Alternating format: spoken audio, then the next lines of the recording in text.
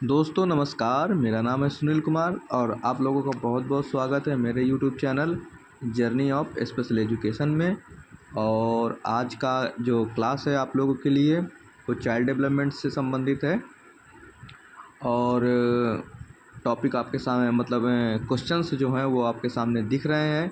तो हम ज़्यादा टाइम नहीं लेंगे और इसको स्टार्ट करेंगे। तो जो पहला क्वेश्चन है आप लोगों का वो है प्रतिभाशाली बच्चा। तो प्रतिभाशाली बच्चा कौन होता है? जिसका सामान्य लोगों से जिसका बुद्धि लब्धि ज़्यादा होता है, आईक्यू लेवल ज़्यादा होता है, वो क्या होते हैं? उनका मतलब वो बच्चे जो होते हैं वो प्रतिभाशाली होते हैं। और इनका जो आईक्यू लेवल होता है वो यहाँ पर दिया हुआ है, आईक्यू लेवल 130 से 140 होता है, जो कि बहुत तेज़ माना जाता है। मतलब ये नॉर्मल लोग जो आम लोग होते हैं जिनका जो सामान्य बुद्धि लब्धि वाले होते हैं उनसे बहुत ज़्यादा सोचते विचारते हैं। और हर चीज़ जो इनका माइंड सेट होता है वो बहुत तेज़ चलता है। तो सीखने और उनकी क्षमता का एहसास करने के लिए शैक्षिक अनुभव में संशोधन की आवश्यकता होती है। उनके अनुसार किया जाए, जिस लेवल से वो सोच रहे हैं, जिस लेवल से वो कार्य कर रहे हैं, वो उनके अनुसार किया जाए। जिस लेवल का उनका आईक्यू है उसके हिसाब से सारा सब कुछ करना चाहिए। और यहाँ पर दिया हुआ है, ये क्वेश्चन हो गया। और उसके बाद अगला क्वेश्चन है सामाजिक अधिगम का सिद्धांत। सामाजिक अधिगम का सिद्धांत किसने दिया है? बंडूरा ने दिया है। और इन्होंने एक कहा है कि बच्चे के पश्चात अवलोकन करना प्रारंभ किया और उसके बाद उन्होंने अपने माता पिता, परिवार तथा अन्य सदस्यों जैसे पड़ोसी, अध्यापक आदि के व्यवहारों का अवलोकन किया। किसने? बंडूरा ने। और इसके पश्चात वह उसी व्यवहार का अनुकरण करने लगता है। कौन? किसके बारे में कह रहे हैं? बच्चा। बच्चे के बारे में वो कह रहे हैं कि वो जो बच्चा है वो अनुकरण के माध्यम से सीखता है। घर में सीखता है, जब छोटा बच्चा होता है घर में सीखता है, फिर बाहर जाता है बाहर सीखता है, स्कूल में जाता है तो फिर टीचर का नकल करके सीखता है या अनुकरण करके सीखता है। तो वही वो कह रहे हैं कि बच्चा जो है सामाजिक अधिगम बच्चा जो है लोगों का अनुकरण करके सीखता है। परिवार में है तो परिवार का, और समाज में है तो समाज का, और स्कूल में है तो स्कूल में लोगों वहाँ के लोगों का वो अनुकरण करके सीखेगा, जिसको बंडूरा ने सामाजिक अधिगम सिद्धांत कहा है। फिर हम अगला सिद्धांत के बारे में बात करेंगे, वाइगोस्की का बारे में बात करेंगे। वाइगोस्की कौन है, इनके बारे में थोड़ा सा देखेंगे। तो ये इन्होंने कौन सा सिद्धांत दिया? इन्होंने सामाजिक सांस्कृतिक सिद्धांत दिया है और उसके अंतर्गत 3 चीज़ें बताए हैं। पहला तो MKO जो मोर नॉलेजेबल अदर होता है, फिर ZPD बताए हैं, फिर स्कैफोल्डिंग बताए हैं। तो MKO क्या होता है? मोर नॉलेजेबल जो जिसके पास ज़्यादा नॉलेज हो। हमको जैसे सपोज़ दैट हमको जब किसी को, चाहे कोई भी हो, किसी को कोई चीज़ पूछना होता, कुछ नहीं आता है, तो वो किसके पास जाता है? वो उसके पास जाता है जिसके पास उससे ज़्यादा नॉलेज है, या जो उससे ज़्यादा जानता है उसके पास वो जाता है। तो उसी को हम लोग कहते हैं मोर नॉलेजेबल अदर। तो ऐसा नहीं है कि हम जिसको नहीं आता है हम उससे पूछने जाएंगे, जिसको हमसे ज़्यादा आता है उसी से हम पूछते हैं हमेशा, और वही हमारा हेल्प करता है। फिर हम ZPD का बात करते हैं। तो ZPD क्या है ये देख लीजिए, मोर नॉलेजेबल दिया भी हुआ है। तो यहाँ पर दिया है सीखने वाले की तुलना में बेहतर समझ या उच्च क्षमता स्तर होता है। तो वो वही हो गया, मैंने बता दिया, जो उनके पास एक्सपीरियंस होता है, नॉलेज होता है, तो वो उन्हीं के पास जाते हैं। चाहे हम हो चाहे कोई और हो, वो जिसके पास जो आपसे ज़्यादा नॉलेजेबल पर्सन होता है आप उसी के पास जाते हैं पूछने के लिए, ना कि जिसको नहीं पता है आप उसके पास जाते हैं। फिर हम जब ZPD का बात करेंगे तो ZPD में क्या होता है? ZPD एक ऐसा सिस्टम है जो उसमें सहयोग की ज़रूरत है, सहायता की। जैसे कोई बच्चा है, वो कोई काम नहीं कर पा रहा है, थोड़ा बहुत कर ले रहा है या करने में दिक्कत हो रहा है, तो वो क्या करेगा, अगर उसको सपोर्ट मिल जाए, अगर उसको सपोर्ट मिल जाए किसी भी लोगों का, टीचर का, पेरेंट्स का, फ्रेंड्स का, तो वो क्या है, वो काम को ईजिली कर लेगा। ठीक है ना, क्योंकि उसको दिक्कत हो रहा है ना वो काम करने में, वो नहीं कर पा रहा, गलत कर दे रहा है या अच्छे से नहीं कर पा रहा है, तो वो क्या कर रहा है, वो नहीं कर पा रहा। इसके वजह से अगर उसको सपोर्ट मिलता है तो वो बच्चा वो काम कर लेगा। यहाँ पर इसलिए लिखा है कोई भी एक चित्रकार अकेले पेंटिंग करता है तो उसको जो रंग है वो ठीक से मिलाने में दिक्कत होती है, लेकिन प्रोफेसर के साथ ऐसा करने में सक्षम होता है। मतलब प्रोफेसर का मतलब वो हो गया कि जो उससे संबंधित हैं, मतलब उनके साथ अगर किया जाए, उनके वो अगर साथ में है तो वो ईजिली कर सकता है। एक साथ काम करते हुए चित्रकार यह सीखने में सक्षम है कि प्रोफेसर से सुनकर और सीखकर रंगों को कैसे बनाना चाहता है, तो उसे स्वतंत्रता की ओर ले जाता है। मतलब वो सीख जाता है ना, तो उसको बता दिया जाएगा ना कि मतलब मतलब कौन सा रंग कैसे या किस तरीके से आपको कौन सा काम करना है, तो ये कौन बताएगा, जो उससे संबंधित है, जो मतलब ज़्यादा जानते हैं या जिसको पता है, वो जो उसकी समस्या को कम कर रहे हैं, अगर वो साथ में हैं तो क्या होगा, समस्या का समाधान ईजिली हो जाएगा और वो जो स्टूडेंट है, जो बच्चा है, वो उस काम को एकदम आसान तरीके से कर लेगा बिना किसी परेशानी के। फिर हम स्कैफ फोल्डिंग का बात करते हैं। स्कैफ फोल्डिंग में जो वाइगोस्की ने कहा है कि समीपस्थ विकास क्षेत्र, मतलब जेडपीडी का ही ये हिंदी रूप है। ठीक है, तो और ये इंग्लिश है और ये हिंदी है, समीपस्थ विकास क्षेत्र। जेडपीडी का ज्ञान कौशल एक समूह है जिसे एक छात्र अपने आप नहीं कर सकता, लेकिन किसी और की मदद या मार्गदर्शन से कर सकता है।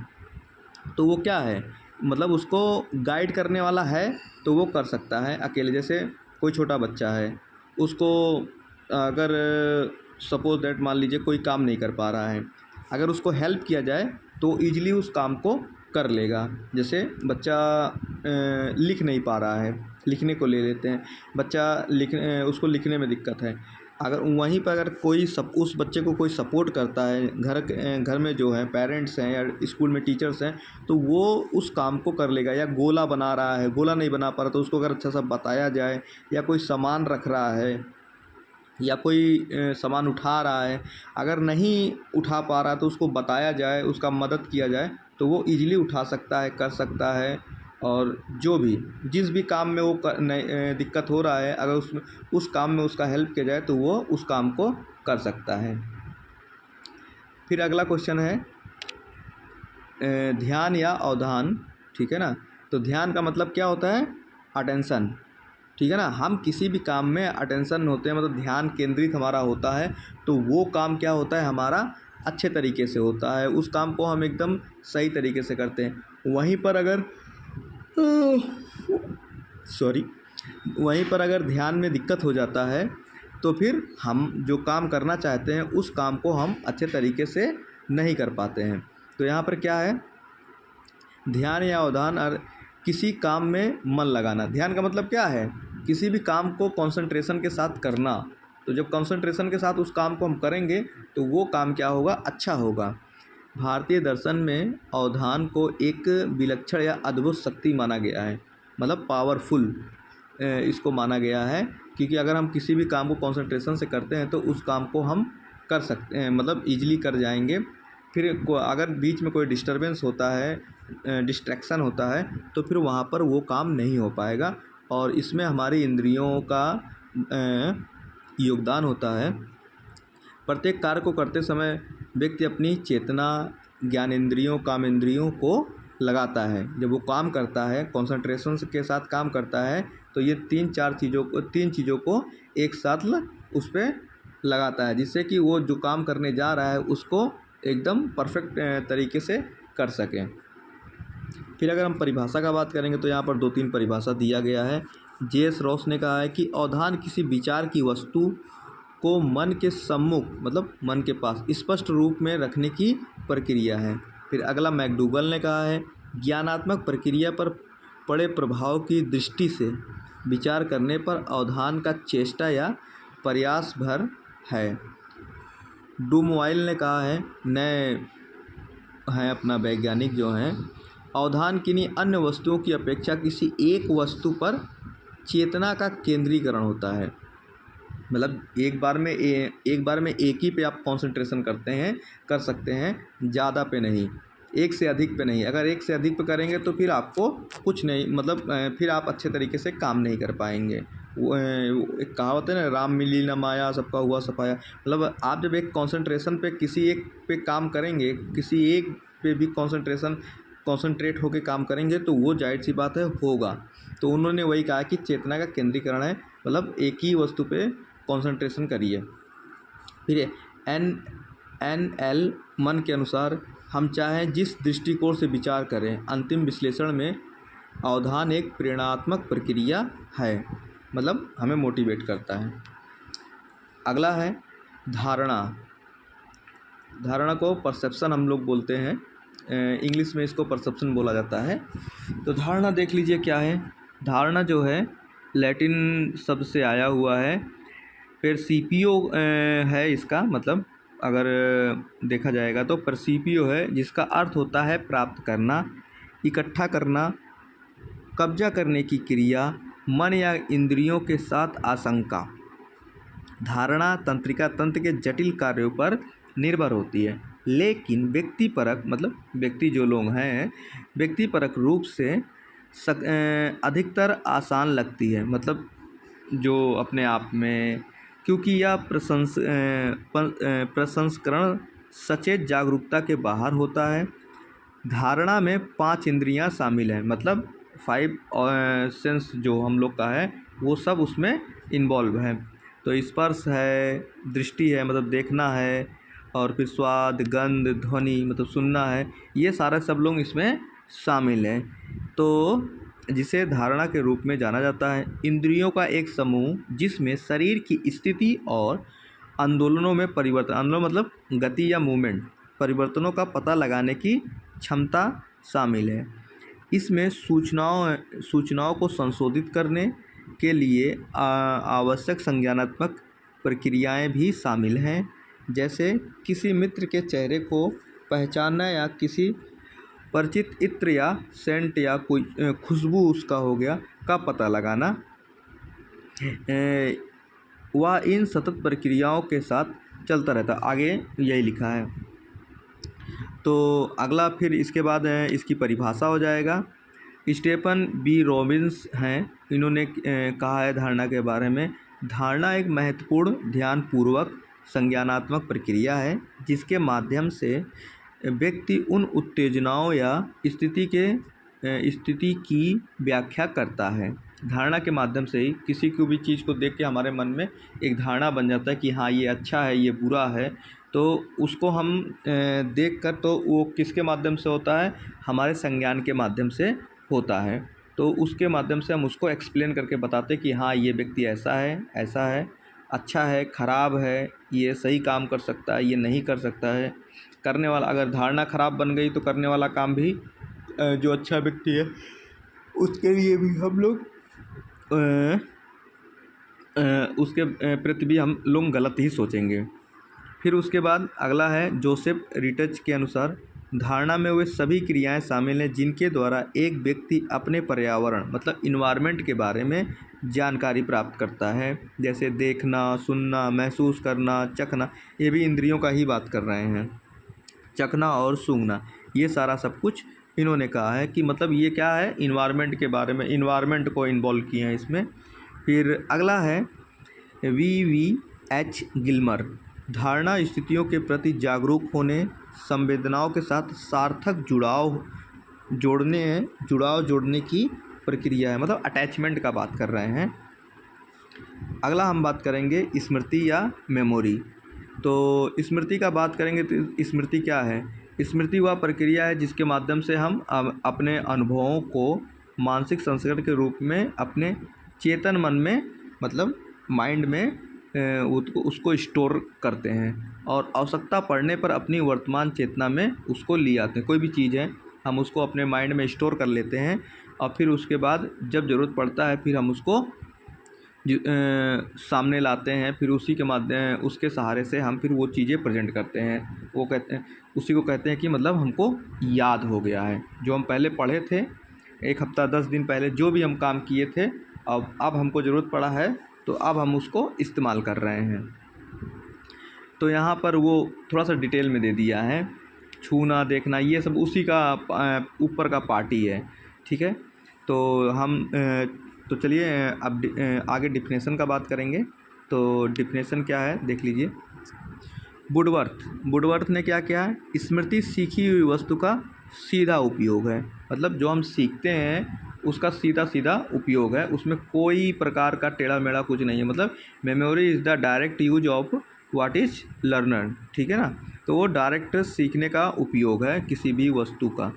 फिर मैकडूगल क्या कहते हैं, स्मृति से तात्पर्य है अतीत की घटनाओं के अनुभव की कल्पना करना। मतलब जो हिस्टोरिकल है, पिछला अतीत का जो पास्ट है उसकी जो कल्पना है उससे संबंधित उन घटनाओं का अनुभव करना, एक्सपीरियंस उनसे लेना, और इस तथ्य को पहचान लेना कि अतीत जो है वो अतीतकालीन अनुभव है। मतलब उसके बारे में जो हो चुका है उसके बारे में जान लेना या पहचान लेना। फिर अगला है हिलगार्ड, स्मृति वह मानसिक प्रक्रिया है जिसमें अतीत में सीखे गए ज्ञान, अनुभव या कौशल का पुनः स्मरण किया जाता है। जाहिर सी बात है, हम आज याद, जैसे एग्ज़ाम्स हो रहा है तो आप आज ही सारा नहीं याद किए हैं, आपने एक लंबा टाइम लिया है सारे चीज़ को कवर करने में, पूरा सिलेबस कवर करने में आपने एक लंबा टाइम लिया है, तब जाके सारा सब कुछ आप पढ़ पाए हैं, याद कर पाए हैं। और जितना आप एक साल में जितना टाइम लिए हैं, एक लॉन्ग टाइम में जितना भी आप कवर किए हैं, जितने समय में उस सिलेबस को आप कवर किए हैं, उसका एक्सपीरियंस आज आप कर रहे हैं, उस नॉलेज का इस्तेमाल आज आप कर रहे हैं। आप एग्ज़ाम्स आपके हो रहे हैं तो यहाँ पर आप उसका इस्तेमाल कर रहे हैं, जो आप पिछला पढ़ चुके हैं सारा सब कुछ, अब उसका इस्तेमाल यहाँ पर हो रहा। तो क्या है, ज्ञान का वो हो रहा है। तो जो भी आपने सीखा, जो भी आपने याद किया, और फिर उसका एक्सपीरियंस, इन सारे चीज़ों का आप आज इस्तेमाल कर रहे हैं, आप आज एग्ज़ाम दे रहे हैं, तो यहाँ पर उन चीज़ों का इस्तेमाल हो रहा है। फिर नेक्स्ट बात करेंगे बुद्धि के बारे में।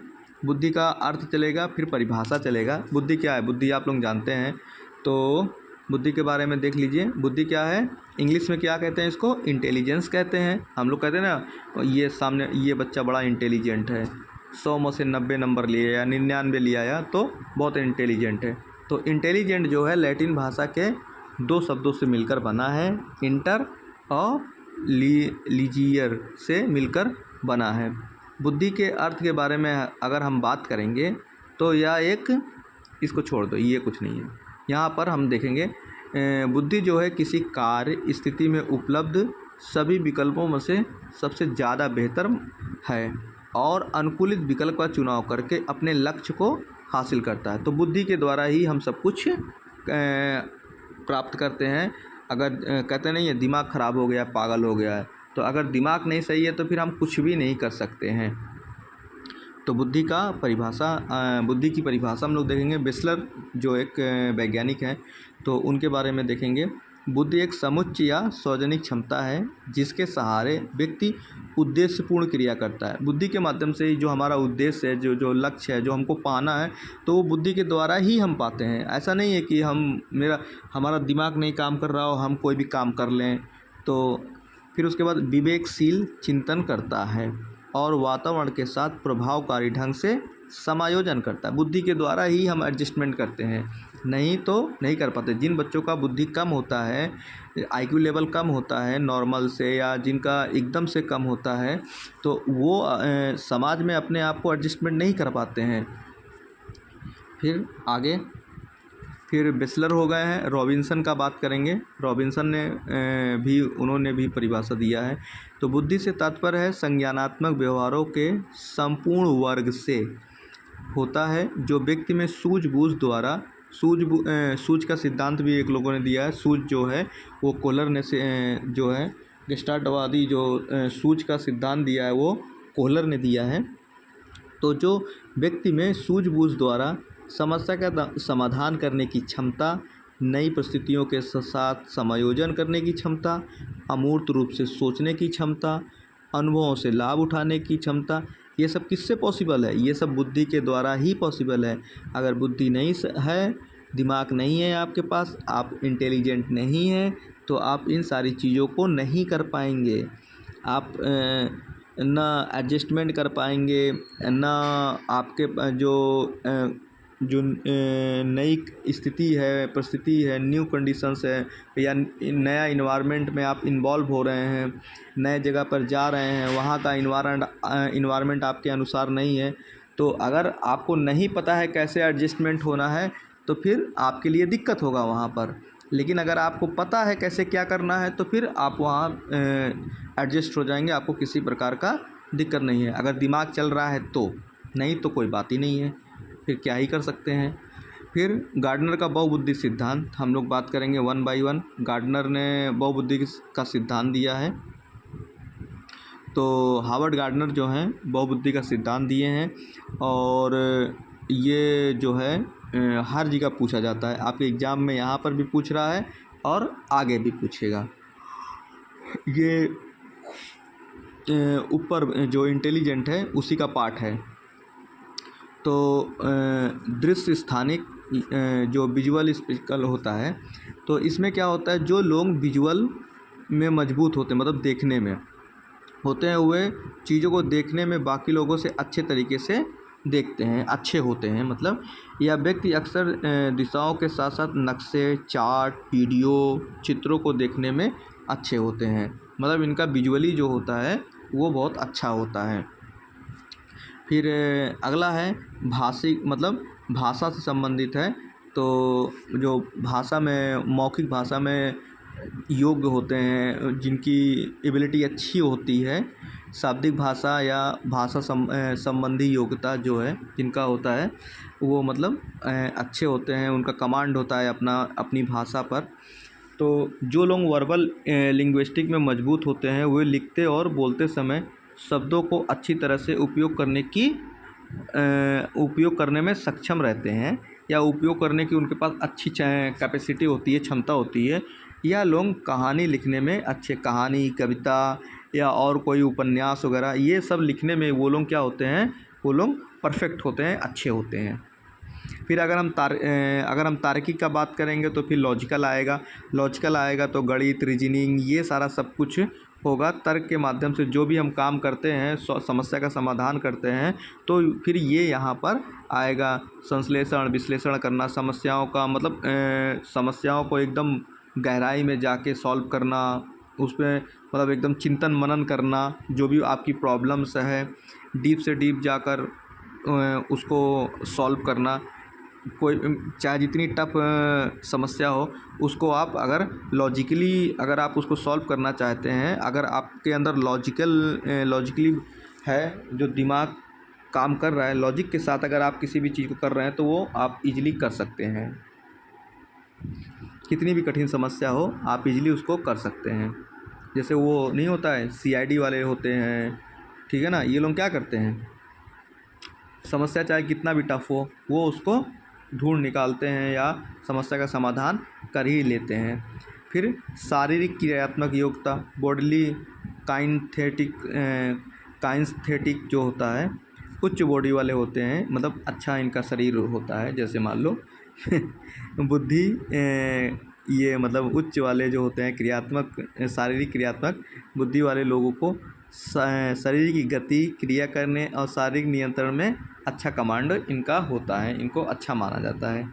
फिर हम संगीतात्मक का बात करेंगे तो संगीतात्मक में क्या होगा, आपका म्यूजिक वगैरह आ जाएगा, जिसमें रिदम का काफ़ी योगदान होता है। अगर लय का आप ध्यान नहीं रखते हैं, तो ध्वनि जो है, साउंड जो है, उसमें अगर लय का ध्यान नहीं रखते हैं, तो फिर आप वो चीज़ें नहीं इस्तेमाल कर सकते हैं जिसके लिए संगीत जाना जाता है। और फिर इसके बाद अगला है अंतर्वैयक्तिक, मतलब इंट्रापर्सनल जो होता है। इस प्रकार के व्यक्ति खुद के बारे में अधिक जानते हैं या जानने वाले होते हैं। जैसे नेता हो गए, दार्शनिक हो गए, फिलोसफर, ये सारे सब लोग अपना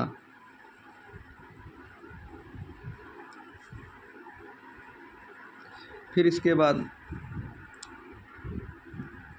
अगला सॉरी, अगला है आपका अंतरावैयक्तिक, मतलब इंटरपर्सनल हो जाएगा। इसके अंतर्गत जो व्यक्ति होते हैं दूसरों की भावनाओं, व्यवहार और अभिप्रेरणा आदि के बारे में जानकर उनसे अच्छा संवाद करते हैं, जैसे साइकोलॉजिस्ट लोग होते हैं।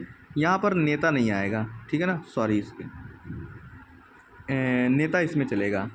तो उसमें क्या होता है, इंटरपर्सनल मतलब इसमें क्या करें, दूसरों की भावनाओं, व्यवहारों, अभिप्रेरणा आदि के बारे में जान जाते हैं। तो नेता क्या करते हैं, आप लोगों के बारे में एक अच्छा सा वो करते हैं।